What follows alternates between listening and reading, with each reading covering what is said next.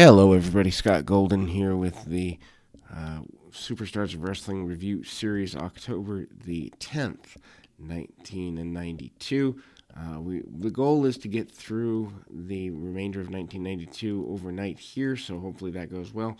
The announcement of the main event for Survivor Series on Thanksgiving night, The Ultimate Warrior and Randy Savage versus Razor Ramon and Ric Flair, the new world champion, is announced here. That's basically all they do with the match. Of course, Flair won the championship a few weeks ago from Randy Savage with the help and, not the help, but the distraction, I guess. Mental distraction and physical distraction threat of Razor Ramon. And we go to a Razor Ramon squash match next. Razor Ramon against Stevie May, M-A-Y. Don't know that we've seen May before, but anyway. Razor comes in, does the basic, if something happens to the gold, something is going to happen to you. He'd been doing that a few months before. This is the first time I really noticed it. Razor hits a couple of kicks and several chops. Razor is beginning to look more and more comfortable and confident in the ring.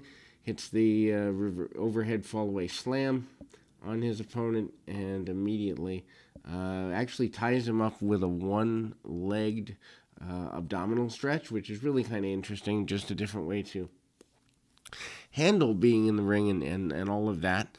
And there's a throwdown there, choke slam by Razor, and again takes the kid to the middle rope and does the back suplex, followed by the Razor's Edge.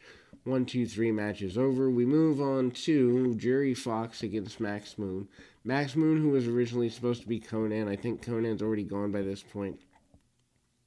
And later is Paul Diamond. They put so much money and time and effort into the suit. Diamond, a futuristic-looking fellow. I guess that's supposed to be futuristic for 1992.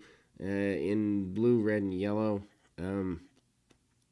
He does a lot of just high-flying stuff, lots of rolls around the ring, different for the time and place. We've seen monkey flip out of the corner, and the poor guy that he does the monkey flip to actually lands on his butt in a sitting position. A couple of drop kicks over the top rope. Moon tries everything he can to be a different and futuristic character, futuristic for 1992 and futuristic for 2020. So very different, I am sure. But Moon brings him in over the top rope with a vertical suplex attempt and execution. But instead of falling on the back with it, drops him forward. Hits the jumping spin kick, almost like an Owen Hart would do.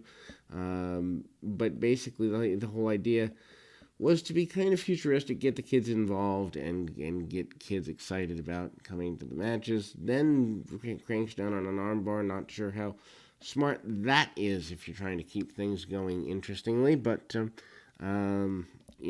forward roll into a back pinning combination. Max Moon is your victor.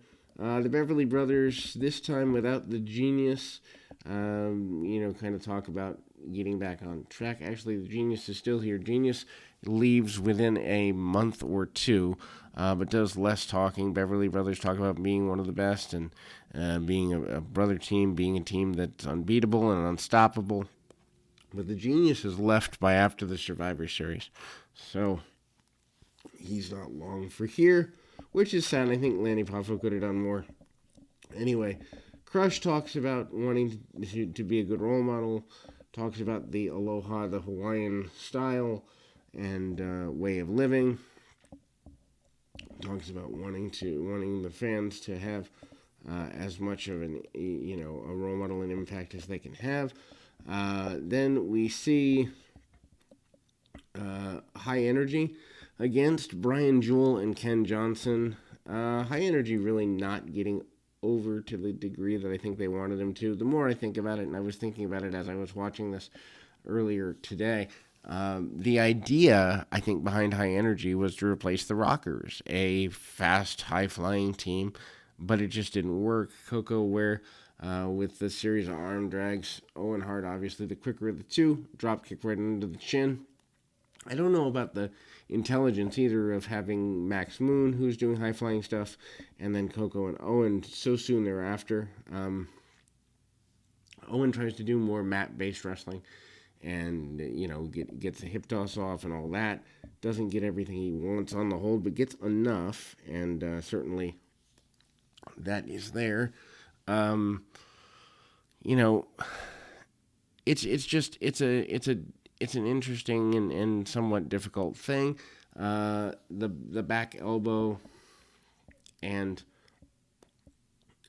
Irish attempted Irish whip, monkey flip by Coco Ware, and then kind of the tag off and a double Irish whip, double back body drop up in the lights. Doesn't look very comfortable or very good, but it is what it is. And then we see the drop kick and 1, 2, 3 for High Energy. Fans do get into their entrance and exit. Their matches, though, leave a little bit to be needed. The Undertaker's music hits when Nails is supposed to go with Eric Freedom, yells about the boss man, wanting to get even with the boss man, but basically they are setting up Nails and the Undertaker eventually, and they do this over the next several weeks. The Bushwhackers and the Repo Man. Repo Man talks about wanting to repossess anything and everything he possibly can. Still talking upon occasion, not every time out, but certainly this time, about the British Bulldog and how many others he'd like to capture and all the things he wants to pilfer. The Bushwhackers actually talk about kids being back in school. Not quite sure where that comes in October. They talk about basically wanting to keep the kids excited. Then we move on to Lance Cassidy against Tom Stone. Lance Cassidy, otherwise known as Scott Armstrong, or Steve Armstrong. Cassidy was supposed to be kind of the singer of the family. That didn't end up working out. Road Dogg eventually gets it later, but Cassidy's supposed to be kind of a country singing type guy. The gimmick doesn't last too very long. Cassidy, a good wrestler and part of the Armstrong family, and does a bunch of arm drags and roll throughs on holds and everything there, but just it never catches on. I don't think in 1992 people wanted cowboys, at least not on a national level, or not this cowboy anyway. And again, I mean, he even goes as far as to do a complete spin around into an arm drag, gets a sunset flip out of the corner, 1, 2, and then continues to go at Stone. The match is too competitive. I mean, they give him 3 or 4 minutes in here. There's no need to give an enhancement guy who I think is on his first TV match, certainly his first match on Superstars. Maybe he'd have other matches on Challenge or Spotlight or something, but I mean, to have a 3 or 4 minute match with a guy like Tom Stone, probably not the best way to start your career. Also launches him off the top rope with the slam off the top, looking very awkward. Stone begs off, and it doesn't look well. It doesn't bode well for him. Irish whip into the corner, big backdrop, and then a high cross body by Cassidy off the top, and gets the victory. We move to Bob Backlund announcing his return to the ring. He's giving up his construction business. He's kind of there talking about the desire for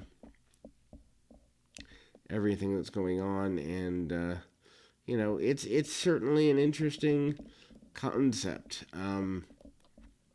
Bob Backlund coming back at 43. They're really putting him over as a champion of previous generations. They show he's named a high school standout, college All-American. They show old news clippings. They show him in the original Madison Square Garden from the 70s. They basically show him as a family man, family pictures and the like.